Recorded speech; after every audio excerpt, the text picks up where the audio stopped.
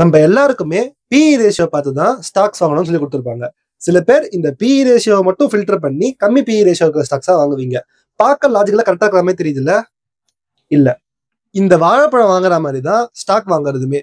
இந்த வாழைப்பழம் 10 ரூபா, இது 6 ரூபாய் அப்படிங்கிறதுக்காக கண்ணை மூடிக்கிட்டு நான் இதை வாங்க மாட்டேன், இதை தான் வாங்குவேன், ஏன்னா இதான் சீப்புன்னு சொல்லிட்டு உங்களால டிசைட் பண்ண முடியாது. அதே நேரத்துல கண்ணு நல்லா தெரியும் அப்படிங்கிறதுக்காக இந்த பழம் தான் நல்லா இருக்கும், இந்த பழம் நல்லா இருக்காதுன்னு உங்களால சொல்ல முடியாது.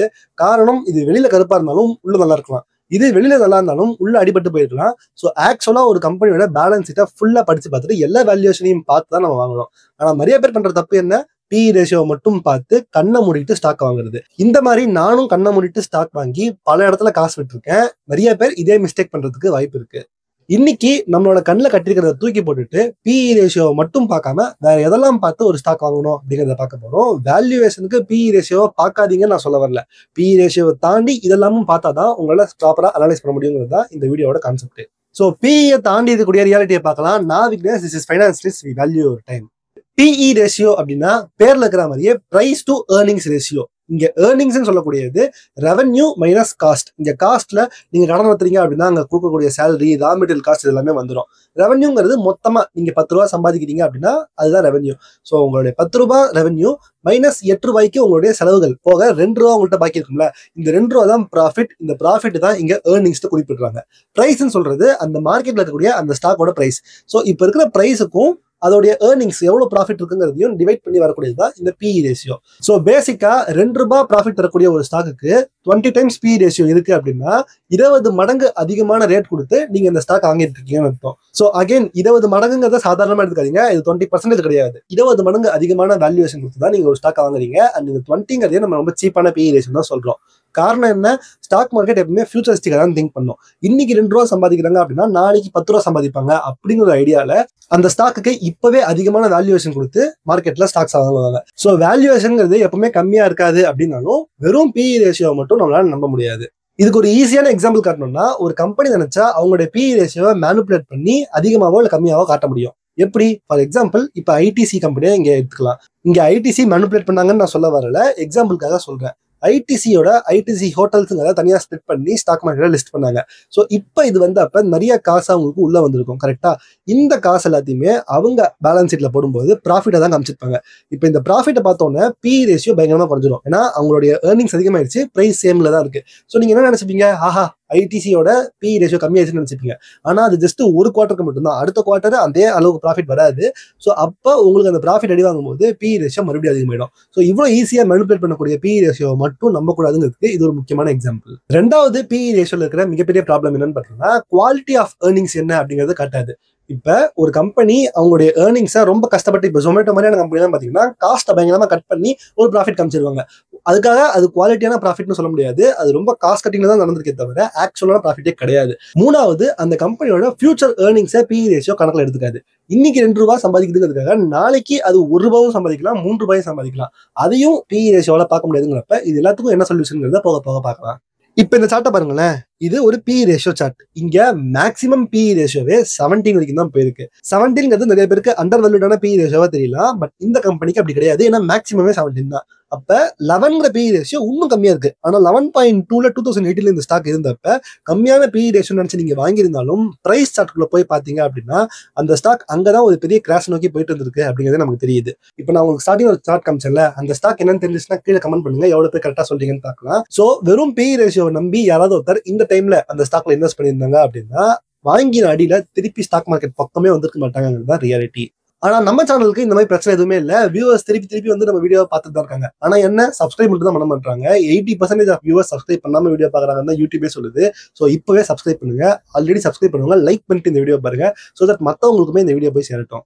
முதல் விஷயம், நீங்க பிஇ ரேஷியோவே பார்க்காம போகக்கூடாது. பிஇ பார்த்துட்டு மற்ற விஷயங்களையும் பார்க்கணும். ஸோ அதுல நம்பர் 1 வரக்கூடிய கிரைட்டீரியா என்ன அப்படின்னு பாத்தீங்கன்னா இண்டஸ்ட்ரி பிஇ ரேஷியோ. ஸோ சில இடங்கள்ல பாத்தீங்கன்னா இண்டஸ்ட்ரி பிஇ ரேஷியோவே அதிகமா இருக்கும். இண்டஸ்ட்ரியிலேயே 60-17 பிஇ ரேஷியோ இருக்கும்போது ஒரு ஸ்டாக் 40-50ங்கிற பிஇ ரேஷியோ இருக்கும்போது ஆக்சுவலா compared to the industry standards அவங்க கம்மியா கிடைக்கிறாங்கன்னு அர்த்தம். ஸோ அது ஒரு வேல்யூ தான். அதுக்காக அது பெருசா இன்வெஸ்ட் பண்ண முடியாது. இண்டஸ்ட்ரியே ஓவர் வேல்யூடுங்கிறப்ப இந்த ஸ்டாக்கும் ஓவர் வேல்யூடு தான். பட் மற்ற ஸ்டாக்ஸ்க்கு இது பரவாயில்லங்கிற ஒரு ஐடியாவை நமக்கு கொடுக்குது. ரெண்டாவது கிரைட்டீரியா என்னன்னு பாத்தீங்கன்னா பிஇ மீடியன் பாயிண்ட்னு சொல்லுவாங்க. இப்போ இந்த சார்ட்ல பார்த்தோம்னா அந்த பிஇ எவ்வளவு தூரம் கீழே போயிருக்கு, மேக்ஸிமம் எவ்வளவு தூரம் மேலே போயிருக்குன்னு நமக்கு தெரியுது. இப்போ இதை பேஸ் பண்ணி ஒரு ஸ்டாக்கோட மீடியன் பிஇ எவ்வளோ 17 வரைக்கும் மேலே போயிருக்கு, 8.5 வரைக்குமே கீழே வந்திருக்கு அப்படின்னா அதோட மீடியன் ஒரு லைன் ட்ராப் பண்ணியிருப்பாங்க. அந்த மீடியனுக்கு கீழே இருக்கா மேலே இருக்காங்கிறத பொறுத்து ஆல் டைம் பிஇ ரேஷியோட இது கம்மியா வேல்யூவேஷன்ல கிடைக்குதா இல்ல மேலே கிடைக்குதாங்கிறத பார்த்து நீங்க இன்வெஸ்ட் பண்றதுக்கு யூஸ் பண்ற மாதிரி இருக்கும். அதே மாதிரி இது பிஇ ரேஷியோக்கு மட்டும் இல்ல, பிரைஸ் டு புக்குக்கும் சேம் திங் தான். நீங்க ஒரு ஃபைனான்ஸ் கம்பெனியை பாக்குறீங்க அப்படின்னா இதே சேம் கான்செப்டா அந்த இடத்துல நீங்க பிஇக்கு பதிலாக பிபிக்கு பண்ணணும். அதே மாதிரி இன்னொரு விஷயமும் புரிஞ்சுக்கோங்க, ஹையர் பிராண்ட் வேல்யூ இருந்துச்சு அப்படின்னா ஆப்வியஸ்லி பிஇ ரேஷியோ கொஞ்சம் அதிகமான பிரீமியம் கேட்க தான் செய்யும். நீங்க HDFC பேங்கையும் IDFC பேங்கையும் கம்பேர் பண்ணிட்டு IDFC பேங்க் மட்டும்தான் அண்டர் வேல்யூடா இருக்கு, HDFC பேங்க் ரொம்ப ஓவர் வேல்யூடா இருக்குன்னு சொன்னீங்கன்னா எஸ் கரெக்ட் தான். பட் HDFC பேங்க்கு இருக்கக்கூடிய கஸ்டமர் பேஸ் அதிகம், அதோட பிராண்ட் நேம் ரொம்ப அதிகம் IDFC கம்பேர் பண்ணும்போது. ஸோ அந்த இடத்துல அவங்க நார்மல் பிஇ ரேஷியோட கொஞ்சம் ப்ரீமியம் பிரைஸ் கேட்க தான் செய்வாங்க. நீங்க எக்ஸாக்டா கம்மியான பிரைஸ்க்கு வரணும்னு நினைச்சீங்கன்னா அது மோஸ்ட் கேசஸ்ல வராமே இருக்கிறதுக்கு கூட சான்சஸ் இருக்கு. அதோட இந்த பிஇ ரேஷியோ கூடவே நம்ம ROCEங்கிறதையும் ட்ராக் பண்ணணும். ரிட்டர்ன் ஆன் கேபிட்டல் எம்ப்ளாய்டு தான் இந்த ROCE. பேசிக்கா நீங்க ஒரு கம்பெனில எவ்வளவு கேபிட்டல் இன்வெஸ்ட் பண்ணிருக்கீங்க பிளஸ் எவ்வளவு கடன் வாங்கிருக்கீங்க, ரிட்டர்ன்ஸ் எவ்வளவு வந்திருக்குங்கிறது தான் இந்த ROCE. ஸோ ஒரு கம்பெனியோட பிஇ ரேஷியோ அதிகமா இருந்தாலும் ROCE நல்லா அதிகமான ரேட்ல இருக்கு மற்ற கம்பெனியோட அப்படின்னா அந்த அதிகமான ஓவர் வேல்யூவேஷனை இந்த ROCE ஜஸ்டிஃபை பண்ணுதுன்னு தான் மீனிங். ஸோ நீங்க பிஇ ரேஷியோ வேல்யூவேஷன் அதிகமா இருக்கு, அட் த சேம் டைம் உங்களுடைய ஏர்னிங்ஸ் அதிகமாயிட்டே இருக்கு, அவங்க நிறைய சம்பாதிக்கிறாங்க அப்படின்னா அப்ப அந்த வேல்யூவேஷன் ஜஸ்டிஃபைடுங்கிறத நம்ம இந்த ROCE பார்த்து புரிஞ்சுக்கலாம். ஆனா பேங்கிங் ஸ்டாக்ஸுக்கு இந்த ROCE அவங்களால பார்க்க முடியாது. ஏன்னா பேங்க்ஸ் எல்லாமே RBI கிட்ட இருந்து கடன் வாங்கி தான் பிசினஸே பண்றாங்க, கரெக்டா? ஸோ அப்ப பேங்கிங் ஸ்டாக்ஸ்க்கு நெட் இன்ட்ரெஸ்ட் மார்ஜின் சொல்லக்கூடிய NIM சொல்லிட்டு ஒன்று இருக்கு. அதை பாத்தீங்க அப்படின்னா எவ்வளவு ரூபாய்க்கு பேங்க்ஸ் கடன் வாங்குறாங்க, எவ்வளவு ரூபாய்க்கு இந்த பினான்சியல் கம்பெனிஸ் எல்லாம் கடன் கொடுக்குறாங்க அப்படிங்கிறதுக்கு டிஃபரன்ஸ் சொல்லும். ஸோ இப்போ இந்த NIM எவ்வளவு அதிகமா இருக்கோ பிரைஸ்க்கு ஈக்குவலண்டா அந்த NIM எவ்வளோன்னு பார்த்துட்டு நம்ம அந்த ஸ்டாக்கை கன்சிடர் பண்ணலாம். ஃபைனலா இந்த பிஇ ரேஷியோ ஃபியூச்சர் ஏர்னிங்ஸை கன்சிடர் பண்ணாதுன்னு சொன்னோம்ல, அதை சரி பண்றதுக்கு ஒரு வழி என்னன்னு பாத்தீங்கன்னா PEG ரேஷியோ அப்படிங்கிறது தான். இதே ஸ்கிரீனர்ல போயிட்டு நீங்க ப்ராஃபிட் பார் அப்படிங்கிற ஒரு ஆப்ஷனை எனேபிள் பண்ணீங்க அப்படின்னா லாஸ்ட் 5 இயர்ஸ்ல இந்த ஸ்டாக்கோட ஏர்னிங்ஸ் எந்த ரேட்ல வளர்ந்துட்டு இருக்குங்கிற ஒரு பர்சன்டேஜ் காமிப்பாங்க.